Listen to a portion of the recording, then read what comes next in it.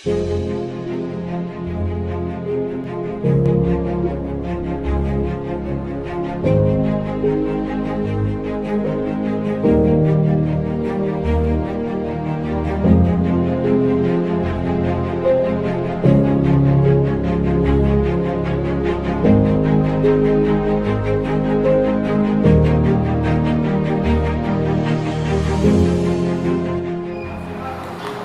عليكم ورحمة الله وبركاته.